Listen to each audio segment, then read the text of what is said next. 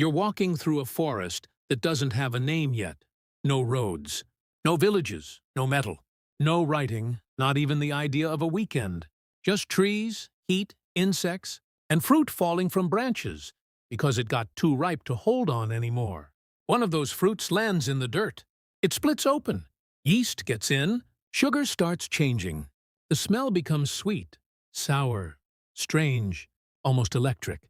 And somewhere, millions of years before anyone built a bar, before anyone poured wine into a cup, before anyone invented the word drunk, one of our ancestors smelled that rotting fruit and thought something very simple.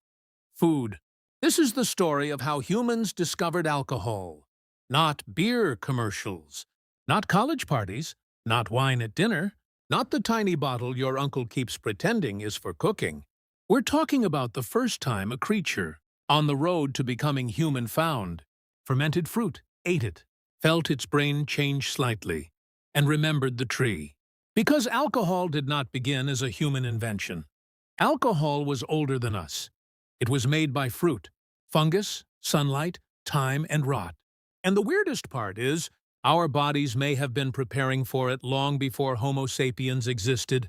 To understand why, you have to forget everything modern life has taught you about alcohol. Forget glass bottles, forget labels, forget legal drinking ages. Forget the whole idea that alcohol is something humans manufacture. In nature, alcohol is what happens when sugar starts dying. A fruit ripens, yeast eats the sugar, ethanol appears. To most animals, that smell is not a warning. It's a signal. It says, here, calories. For a starving animal in a forest, that matters. A ripe fruit is good. A fermented fruit might be even easier to smell from far away. It has sugar. It has energy. It is basically a neon sign in a world without neon signs. And this is where the story gets almost ridiculous. Scientists studying alcohol metabolism found that around 10 million years ago, the ancestors of humans and African apes developed a change in an enzyme called ADH4. That enzyme helps break down ethanol in the gut. Before that change, our older tree-living relatives were not especially good at processing alcohol. After it, our lineage became dramatically better at turning ethanol into usable energy.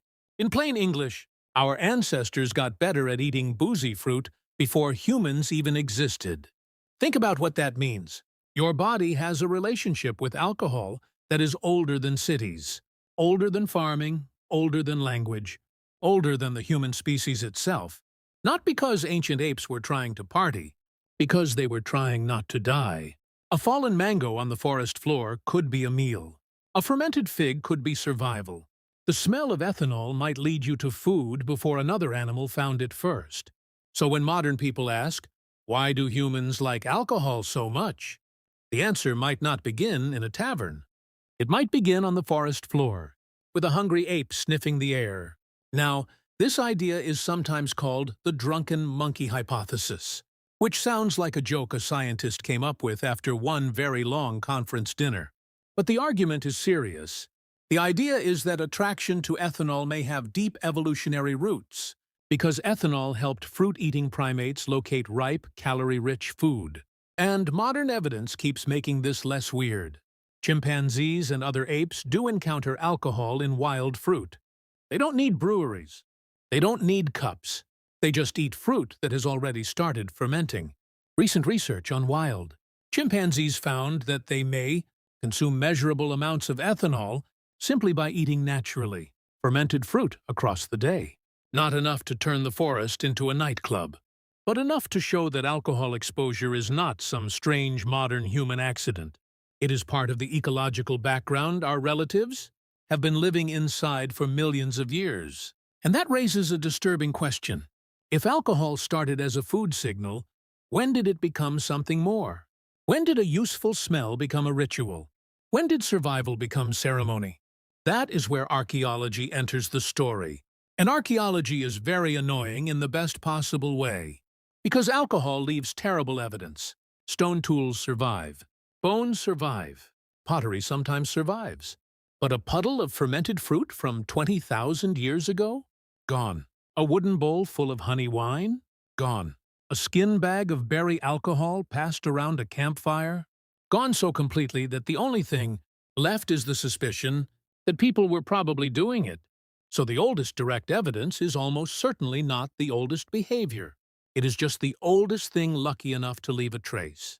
And one of the most powerful traces comes from Rakafet Cave in what is now Israel. Around 13,000 years ago, before full agriculture, before permanent cities, before the kind of farming society you were probably taught came first. Natufian hunter-gatherers were using stone mortars in a cave cemetery. Researchers found evidence that those mortars were used to process cereals into a kind of fermented beverage.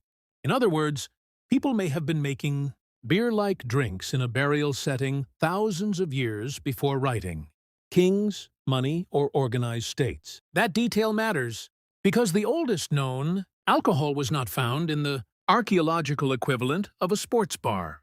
It was found near the dead, in a cave, in a ritual space, which means alcohol was never just a drink.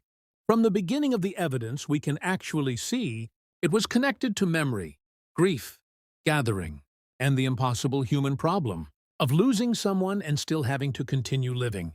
Imagine that scene. Not a tavern, not a celebration in the modern sense, a small group of people inside a cave. Someone important has died. The air is heavy. The living are trying to do what humans have always done when death becomes too large to hold. Privately, they gather. They prepare food. They make something special. They drink together. And for a little while, the boundary between ordinary life and the unseen world feels thinner. That might be one of the oldest emotional uses of alcohol. Not escape, connection. The drink was not there because people were bored. It was there because grief needed a container. And once you see that, ancient alcohol starts appearing everywhere in a different light. In northern China, at the Neolithic site of Jiahu, chemical analysis of ancient pottery revealed traces of a mixed fermented beverage made from ingredients like rice, honey, and fruit roughly 9,000 years ago. That is not just old. That is older than most of the things we casually call ancient. Older than the pyramids. Older than Stonehenge. Older than the first empires. Humans were mixing ingredients into fermented drinks at a time when the world was still learning how to become settled. And again, the point is not just that they wanted a buzz. The point is that fermentation changes food. It preserves, it transforms. It makes calories more accessible. It creates flavor. It creates ritual. It creates a reason for people to gather around the same vessel and say, in effect, we are part of the same group. That is social technology. A cup can be an invention just as much as a spear is an invention. A shared drink can build trust. It can mark alliances. It can make strangers less strange. It can turn a harvest into a festival and a funeral into a passage. Alcohol is chemistry, yes, but in human hands, it quickly became theater, then religion, then medicine, then currency, then industry, and eventually a problem. But before we get to the disaster, we have to talk about farming, because there is a genuinely fascinating argument that beer may have helped push humans toward agriculture. Now, be careful. This does not mean people invented farming only because they wanted alcohol. History is not that simple, and anyone who tells you one single cause explains the Neolithic Revolution is probably trying to sell you a very confident oversimplification. But the beer hypothesis suggests that fermented cereal drinks may have been one important motivation for cultivating grains. Think about it. If wild grains can be turned into bread, that's useful. If wild grains can be turned into beer for feasts, funerals, alliances, and rituals, that's powerful. Food keeps bodies alive, ritual keeps groups together, and groups that stay together survive better than groups that fall apart. So maybe alcohol didn't just appear after agriculture. Maybe the desire to make special drinks helped pull agriculture into existence. That is a very strange thought. The field outside a village might not only be the birthplace of bread, it might also be the birthplace of the party, the temple, the tax system, and the hangover. As societies grew, alcohol became more organized. In ancient Mesopotamia, Beer was so normal that it appears in administrative records, rations, myths, and daily life. Workers were paid in beer. Gods received beer. People drank beer through straws from large communal vessels because early beer could be thick with grain material. In ancient Egypt, beer was not a luxury. It was everyday nutrition, religious offering, and labor fuel. The people building monuments were not just surviving on bread and water. Beer was part of the system that kept bodies moving and society functioning. Again, not modern beer, not cold cans from a fridge. Ancient beer could be cloudy, nutritious, low in alcohol, and deeply woven into the practical machinery of life. It was breakfast, payment, prayer, and party in one substance. That is what makes alcohol so difficult to talk about honestly. Because for most of human history, it was not only a vice, it was useful. Sometimes safer than contaminated water. Sometimes medicine. Sometimes calories. Sometimes ritual glue. Sometimes the one thing that made a brutal life feel briefly warmer. But every useful human invention has a shadow. The same thing that bonds a group can control a group. The same drink that opens a ceremony can become an addiction. The same fermentation that made grain meaningful can become a commodity. And once humans discovered distillation, the story changed. Fermented drinks are limited by biology. Yeast can only tolerate so much alcohol before it starts dying. Beer and wine can be strong, but they are still tied to the slow patience of fermentation. Distillation breaks that boundary. It concentrates alcohol. It turns a naturally occurring substance into something far more intense than anything our forest ancestors evolved to handle. The brain that learned to notice fermented fruit on the ground was suddenly dealing with spirits, rum, whiskey, vodka, and industrial production. That is not tradition. That is acceleration. It is the same ancient desire pushed through technology until it becomes almost unrecognizable. And this is where the story becomes uncomfortable. Humans did not invent alcohol out of nowhere. But modern society invented cheap, concentrated, endlessly available alcohol.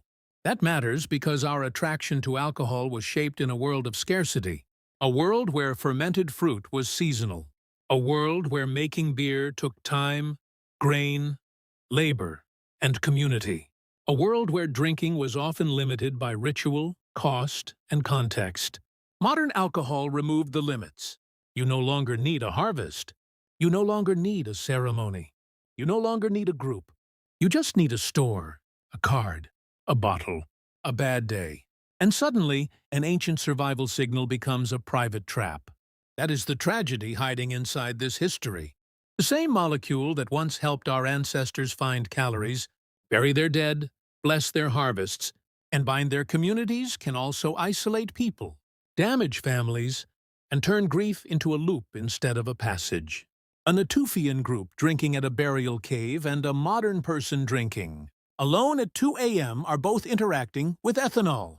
But morally, socially, emotionally, they are not doing the same thing. One is a shared ritual wrapped around loss. The other can become loss with no ritual around it at all. That difference is everything. So when did ancient humans start drinking alcohol? The honest answer is probably long before archaeology can prove it. Our bodies suggest exposure to ethanol goes back millions of years in our primate ancestry. Our archaeological evidence shows humans making fermented drinks at least 13,000 years ago, and complex mixed beverages thousands of years before the first empires. But the deeper answer is stranger. Humans did not simply discover alcohol. We inherited a world where alcohol already existed. Then we gave it meaning. Fruit made it by accident. Apes followed the smell. Humans turned it into memory. Then ceremony. Then agriculture. Then economy. Then empire. Then addiction. Then advertising. That is the entire human story, compressed into one invisible molecule. Energy becomes desire. Desire becomes ritual. Ritual becomes industry. Industry becomes something that can forget the human being it was supposed to serve. And yet, there is still something hauntingly beautiful at the center of it. Because picture the first person who intentionally made a fermented drink. They didn't know chemistry. They didn't know yeast. They didn't know ethanol. They didn't know what enzymes were doing in their body. They only knew that grain left with water changed. Fruit left in a vessel changed. Honey mixed with rainwater changed. And when the group drank it, the night changed too. Voices loosened. Stories grew longer. Grief became speakable. Fear became shared. The darkness outside the fire felt a little less enormous. That is why alcohol became sacred so often. Not because ancient people were naive, because they noticed that certain substances could move human emotion from one state to another. And before therapy, before hospitals, before written philosophy, before modern entertainment, moving emotion mattered a lot. Maybe that is the part modern life forgets. Ancient alcohol was rarely just about the liquid. It was about the circle around it, the song, the burial, the harvest, the vow, the god, the ancestor, the person beside you holding the same cup. When the circle disappears and only the liquid remains, something ancient has been broken. So next time someone says humans started drinking because people like getting drunk, remember the forest. Remember the fallen fruit. Remember the ape following the smell of calories. Remember the cave where mourners may have brewed beer for the dead. Remember the first villages learning that grain could become both bread and something stranger than bread. And remember that one of humanity's oldest relationships was never simple. Alcohol has always been food and poison, medicine and danger, celebration and grief, connection and escape. It began before we had words for any of those things. And somehow, after all this time, we are still trying to decide what it means.